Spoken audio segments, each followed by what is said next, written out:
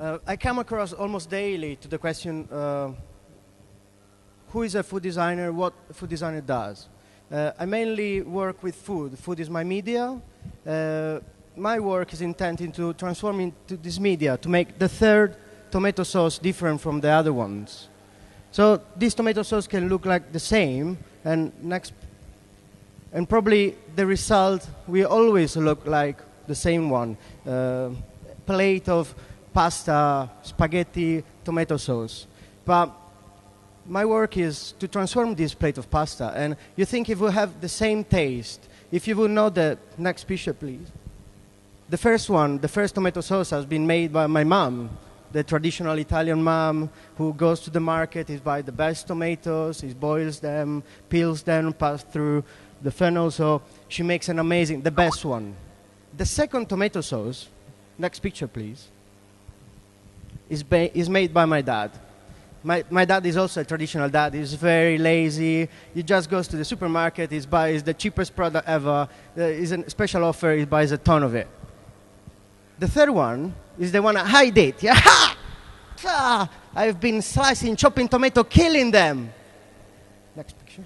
You think this plate of pasta will have the same taste after you know the story that's behind that? Next picture, please. To do that, I approach different people and on a different levels.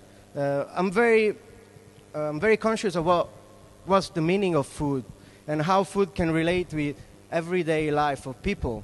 So my first approach has been the one to go to kids and see which was the relation to food and how were they dealing with it, and how I could not teach them something directly, but basically, someone is texting, but yeah.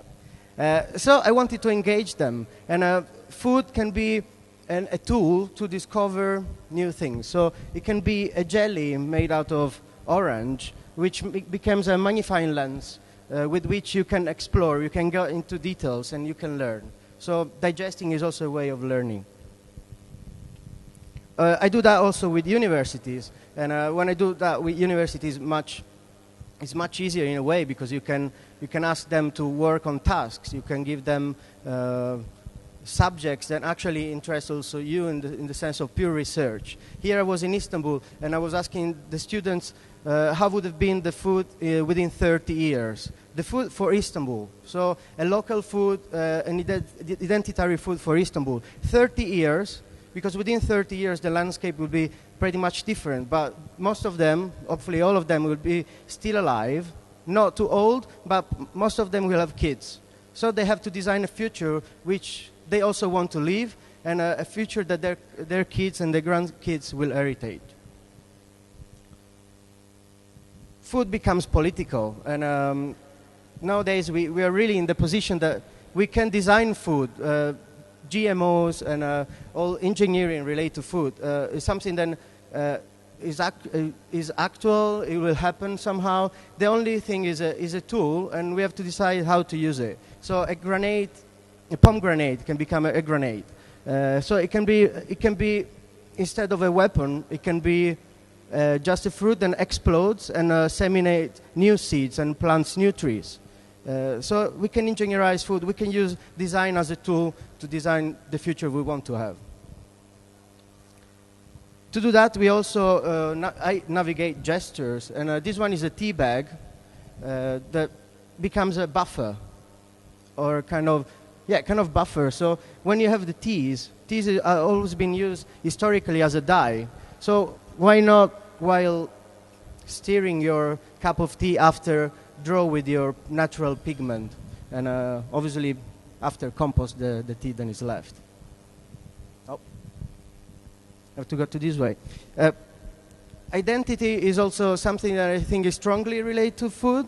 We believe that perhaps pizza is Italian, but identity is something that, in my opinion, changes. We give our identities to the food that we cook, the food that we eat, and that's why I often ask to the participants that come to my performance to shape their own cutleries, so that they already showing me how do they relate with food, what's their approach.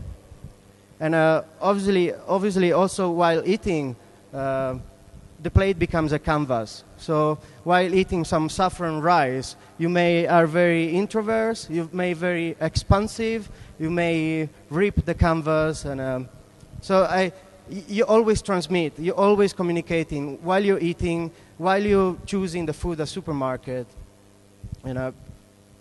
Next picture.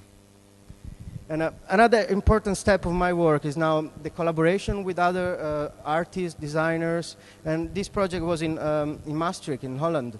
And I investigate the original, not the original, the books published after the work of Wassily Kandinsky, who explored the relation of emotion, color, music, and shape.